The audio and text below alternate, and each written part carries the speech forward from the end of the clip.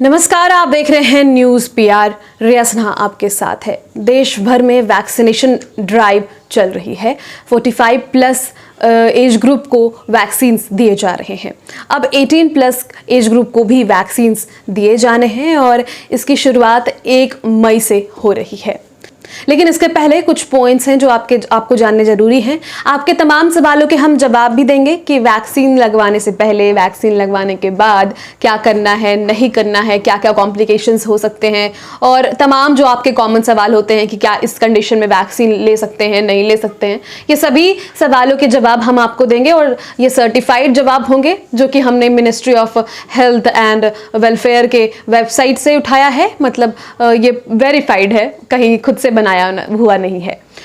तो फिलहाल इससे पहले एक जानकारी जो आपको दे दूं, तो 28 अप्रैल से आप रजिस्ट्रेशन करना शुरू करोगे, यानी कि 18 प्लस एज ग्रुप के जो लोग हैं जो वैक्सीन लेंगे उनके लिए यह इंपॉर्टेंट होगा कि आप पहले ही रजिस्ट्रेशन करवाएं, क्योंकि 45 प्लस एज ग्रुप वालों के लिए रजिस्ट्रेशन ऑन स्पॉट उपलब्ध थी, यह सुविधा उपलब्ध थी। लेकिन आप लोगों के लिए, यानी हमारे लिए 18 प्लस वालों के लिए यह सुविधा उपलब्ध नहीं है। आपको पहले से ही रजिस्ट्रेशन करना होगा, जिसकी शुरुआत 28 अप्रैल से हो रही है। आगे और भी जो इन्फॉर्मेशंस होंगे उसके लिए हम अलग वीडियो बना देंगे, लेकिन फिलहाल इस वीडियो में हम आपको बता रहे हैं कि 28 अप्रैल से रजिस्ट्रेशन प्रोसेस शुरू है। तो अपने कोई भी आइडेंटिटी प्रूफ देकर आप रजिस्ट्रेट कीजिए, उसके बाद ही आप वैक्सीन ले सकोगे।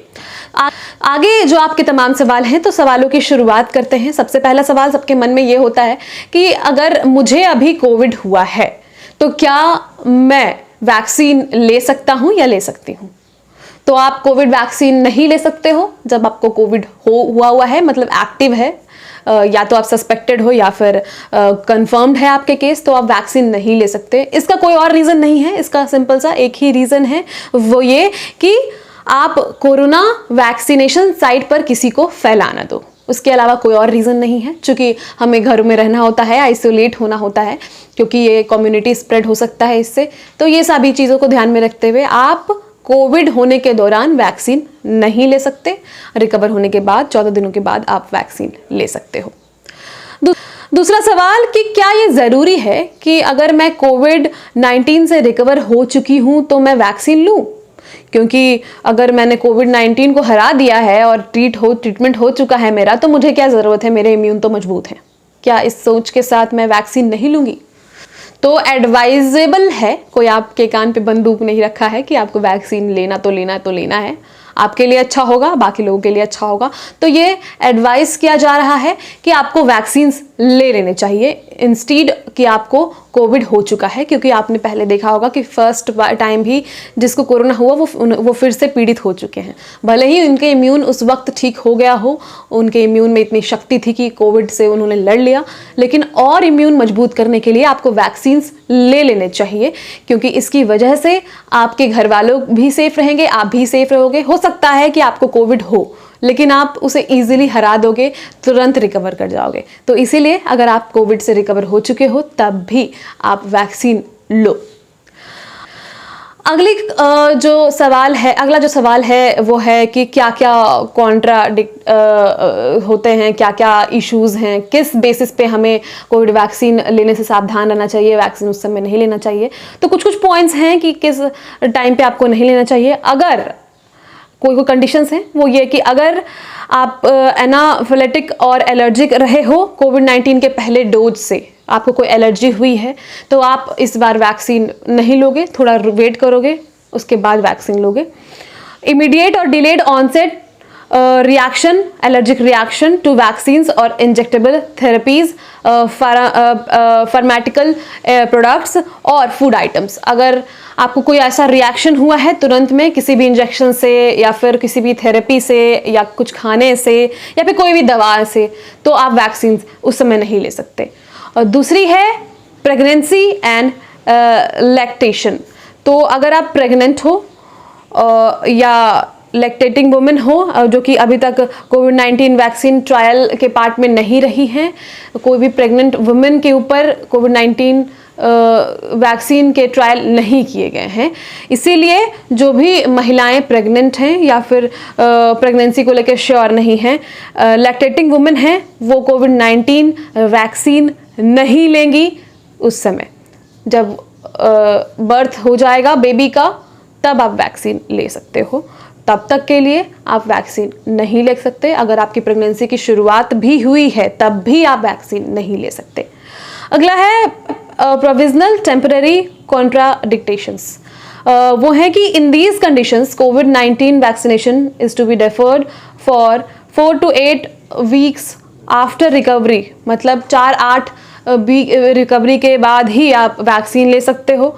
और जो भी जिनके भी एक्टिव सिम्टम्स हैं सार्स CoV-2 इन्फेक्शन को लेकर, या फिर जो भी पेशेंट हैं जो मोनोक्लोनल हैं और एंटीबॉडीज़ हैं, प्लाज्मा उनके पास है, अगर कोई एक्चुअली में अनवेल है, हॉस्पिटलाइज्ड हो आप किसी भी वजह से, कोई भी बीमारी है आपको, तो आप वैक्सीन उस समय नहीं ले सकते। साथ ही साथ जिन्हें भी सार्स जो भी पेशेंट हैं जिनके बॉडी में एंटीबॉडी बन चुकी है सार्स CoV-2 मोनोक्लोनल एंटीबॉडीज़ और कोवैलेसेंट प्लाज्मा, वो वैक्सीन उस वक्त नहीं ले सकते हैं। इसके अलावा एक सवाल और पूछा जाता है कि क्या मुझे कोविड-19 मतलब कोविड-19 फेज में मैंने वैक्सीन लिया, क्या वैक्सीन के बाद भी मास्क पहनना नेसेसरी है? यस, आपको मास्क पहनना नेसेसरी है एट एवरी कंडीशन, तब तक जब तक पूरा देश कोविड-19 फ्री नहीं हो जाता, कोई भी एक केस नहीं आ जाता, क्योंकि आप तब भी इन्फेक्टेड हो सकते हो और कोविड-19 आपको वैक्सीनेशन के बाद भी हो सकता है। नेसेसरी है, everyone who has received the COVID-19 vaccine should continue to follow the COVID-19 appropriate behavior, that is mask, 2 गज की दूरी जो कि अब 6 गज की दूरी बन गई है, hand sanitization to protect themselves and those around from the spreading infection. Infection आपको तब भी हो सकता है वैक्सीन लगाने के बाद भी, बस आप सेफ रहोगे, आपके इम्यून मजबूत होंगे, इसीलिए आपको मास्क पहनना ज़रूरी है। ओके, अगला है कि how long I will remain protected after vaccination, यानी कि वैक्सीन के बाद कितने दिनों तक मैं प्रोटेक्टेड फील करूंगा। तो बहुत दिनों तक, जब तक आपके इम्यून मजबूत रहेंगे। इम्यून रिस्पॉन्स और जो होता है वैक्सीन का इम्यून रिस्पॉन्स हर पर्सन के अंदर डिफरेंट होता है, और दोनों डोज लगाने के 3-4 वीक के बाद आपके इम्यून बनने शुरू होते हैं, मतलब प्रॉपरली बनते हैं।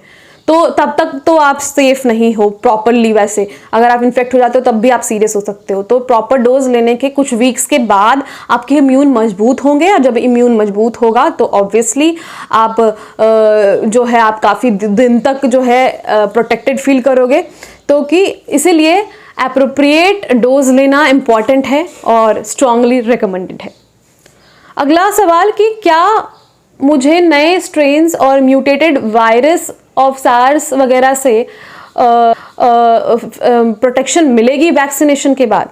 तो इसमें भी वही कहा गया है कि the body response to vaccination by making more than one type of antibodies to virus parts including spike protein. Therefore, all vaccines are expected to provide reasonable amount of protection against the mutated virus. Also, based on the available data, the mutation as reported are unlikely to make the vaccine ineffective. तो इसके ये जवाब हैं कि mutation अगर नया कुछ होता है, कोई नया स्ट्रेन आता है, तो वैक्सीन उस बेसिस पे बनाई गई है कि आपको ज़्यादा से ज़्यादा वो प्रोटेक्ट कर सके, और एक लिमिटेड अमाउंट तक ही वो प्रोटेक्ट कर सकता है। अगर कोई नया म्यूटेशन आता है, सार्स वायरस वगैरह से कोई सीन होता है, तो आपको जो है वो बॉडी कैसे रिएक्ट करती है, आपकी बॉडी उस पर डिपेंड करता है। हो सकता है कि जब वैक्सीन बनाया गया हो तो वो नए म्यूटेंट वायरस के लिए प्रॉपर ना हो सकता है वैक्सीन इफेक्टिव ना हो उस नए वायरस के लिए, तो ये भी प्रॉब्लम्स आ सकते हैं।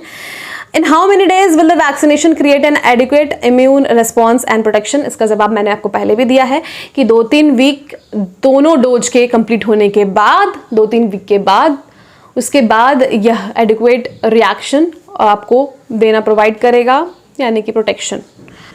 Should you avoid alcohol after receiving covid vaccine, यानी कि क्या आपको शराब सेवन या फिर जो भी अल्कोहलिक चीज़ें हैं वो लेना अवॉइड करना चाहिए कोविड-19 वैक्सीन के लेने के बाद? तो as per experts there is no evidence of alcohol impairing the effectiveness of the vaccine. तो अल्कोहल लेने से कोई भी फ़र्क नहीं पड़ेगा, वैक्सीन तब भी कारगर साबित होगा।